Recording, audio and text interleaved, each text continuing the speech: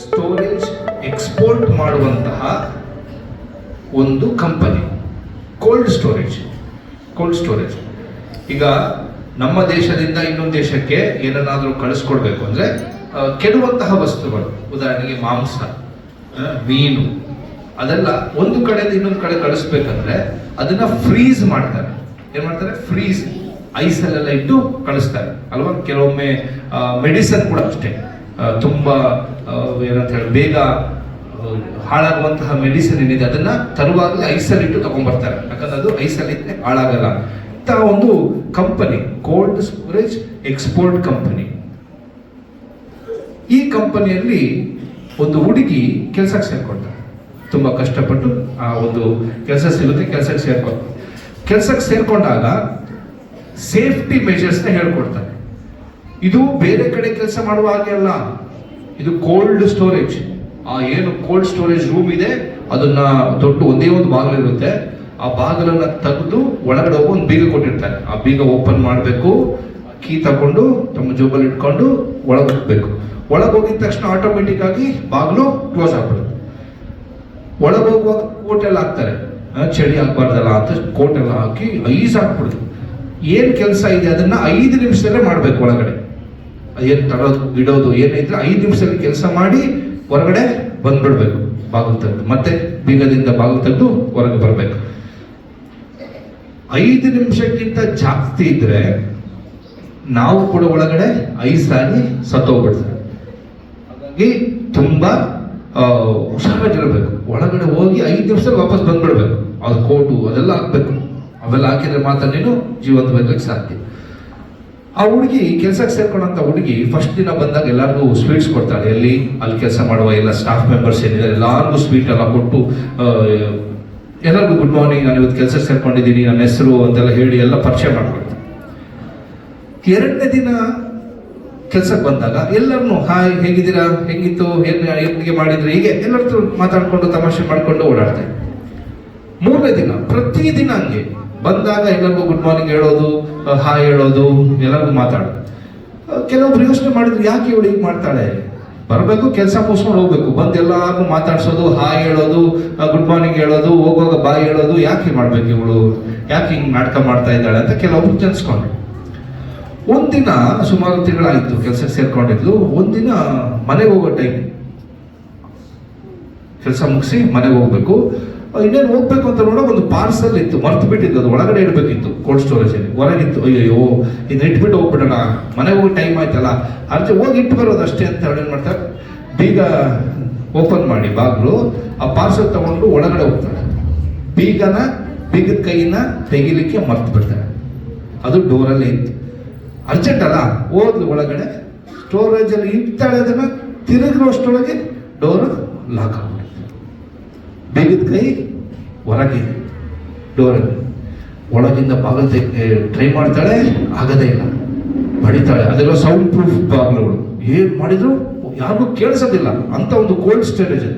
ಎಲ್ಲರೂ ಕೆಲಸ ಮುಗಿಸ್ಕೊಂಡು ಅವರು ಕೆಲಸ ಹೋಗ್ತಾ ಇದ್ದಾರೆ. ಎಲ್ಲ ಇವಳು 1 ನಿಮಿಷ ಆಯ್ತು, ಕೂಗ್ತಾ ಇದ್ದಾಳೆ. ಯಾಕಂದ್ರೆ ಸೂಟ್ ಗಿಟ್ ಏನು ಹಾಕಿಲ್ಲ, ಏನು ಕೋಟ್ ಎಲ್ಲ ಹಾಕಿಲ್ಲ, ಚಳಿ ಹಾಕಿ ಸ್ಟಾರ್ಟ್ ಆಯ್ತು. 1 ನಿಮಿಷ ಆಯ್ತು, 2 ನಿಮಿಷ ಹತ್ರ ಆಗುವಾಗ ಆಗಲೇ ಕೈಯೆಲ್ಲ ಐಸಾಗ್ಲಿಕ್ಕೆ ಸ್ಟಾರ್ಟ್ ಆಯ್ತು. ಉಸಿರಾಡಕ್ ಆಗ್ತಾ ಇಲ್ಲ, ದೇಹದಲ್ಲಿ ರಕ್ತ ಎಲ್ಲ ಎಪ್ಪಗಟ್ತಾ ಇದೆ. ಅಷ್ಟು ಕೋಲ್ಡ್, -100 ಡಿಗ್ರಿ ಆಗಲ್ಲ ಅಷ್ಟು. ಹಾಗೆ ಪ್ರಜ್ಞೆ ತಪ್ಪಿ ಕೆಳಗಡೆ ಬೀಳ್ತಾಳೆ. ಮೈಯೆಲ್ಲ ತಣ್ಣಗಾಗ್ತಾ ಇದೆ, ಕಣ್ಣಂಗೆ ಮುಚ್ತಾ ಇದ್ದಾಳೆ, ಸ್ವಲ್ಪ ಮುಚ್ತಾ ಇರ್ತಾಳೆ. ಅವಾಗ ಯಾರೋ ಬಾಗಿಲು ತೆಗೆಯೋದು ಕಾಣಿಸುತ್ತೆ ಅವ್ರಿಗೆ. ಏನ್ ಮಾಡಕ್ ಆಗ್ತೀನಿ, ಅವ್ರಿಗೆ ಆಗ್ಲೇ ಅನ್ಕಾನ್ಶಿಯಸ್ ಆಗ್ತಾ ಇದ್ದಾಳೆ, ಏನು ಕಾಣ್ತಾ ಇಲ್ಲ. ಆ ವ್ಯಕ್ತಿ ಸೆಕ್ಯೂರಿಟಿ ಗಾರ್ಡ್ ಒಳಗಡೆ ಅಂತ ಹೇಳಿ ಅವ್ರನ್ನ ಎತ್ಕೊಂಡು ಓಡ್ತಾನೆ. ಹೋಗಿ ಆಂಬುಲೆನ್ಸ್ ತಗೊಂಡೋಗಿ ಆಸ್ಪತ್ರೆಯಲ್ಲೆಲ್ಲ ಸೇರಿಸಿ 1-2 ವಾರ ಆದ್ಮೇಲೆ ಅವಳು ಸಂಪೂರ್ಣ ಗುಣ ಆಗ್ತಾಳೆ. ಕೆಲ್ಸಕ್ಕೆ ಬರ್ತಾಳೆ.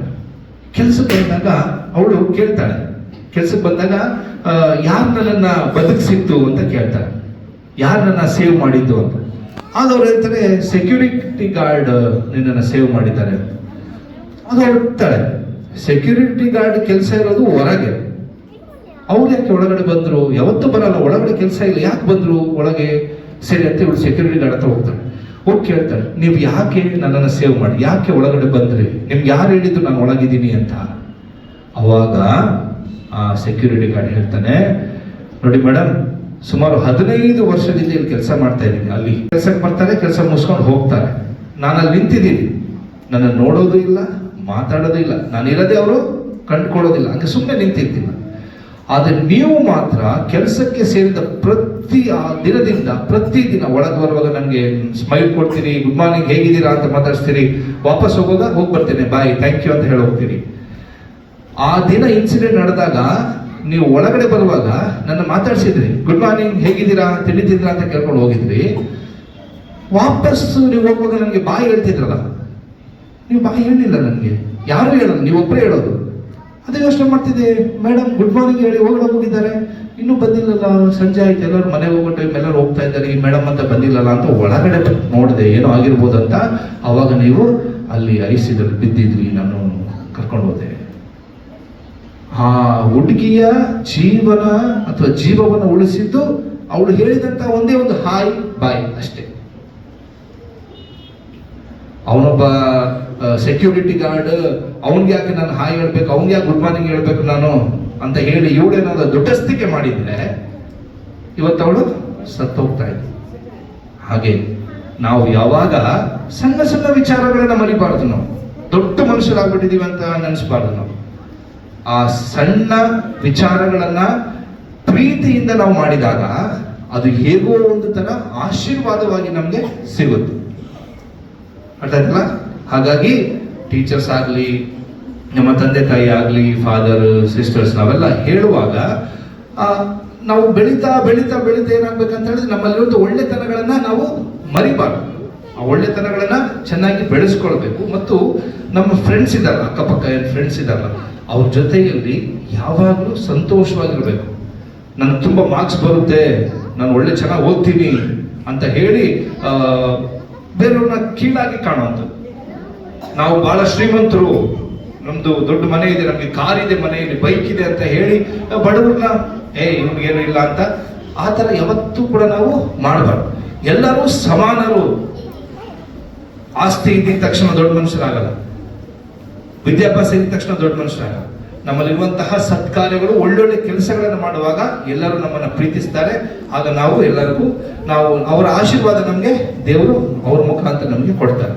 ಇಷ್ಟು ಹೇಳ್ತಾ ಈ ಲೂರ್ದ್ ಮಾತೆಯ ಹಬ್ಬವನ್ನು ಆಚರಿಸ್ತಿರುವಂಥ ವೇಳೆಯಲ್ಲಿ ನಾನು ಮರಿಬಾರ್ದು, ನಮ್ಮ ಶಾಲೆಯ ಕೆಲವೊಂದು ಪೇರೆಂಟ್ಸ್, ಈ ವರ್ಷ ನಮ್ಮ ಶಾಲೆಯ ಕೆಲವೊಂದು ನಿಮ್ಮ ಪೇರೆಂಟ್ಸ್ ಏನಿದ್ದಾರೆ ಅವರೆಲ್ಲ ಸೇರಿಕೊಂಡು ಇವತ್ತಿನ ಮಧ್ಯಾಹ್ನದ ಊಟ ಇದೆಯಲ್ಲ, ಮಧ್ಯಾಹ್ನದ ಊಟ ಅದನ್ನ ಅಡಿಗೆನ ಅಲ್ಲಿ ರೆಡಿ ಮಾಡ್ತಾ ಇದ್ದಾರೆ. ನಿಮ್ಮ ಪೇರೆಂಟ್ಸ್, ನಿಮ್ಮ ಕೆಲವೊಬ್ರು ಮಕ್ಕಳ ಪೇರೆಂಟ್ಸ್ ಸೇರಿ ನಿಮ್ಗಾಗಿ ಅಡಿಗೆ ರೆಡಿ ಮಾಡ್ತಾ ಇದ್ದಾರೆ.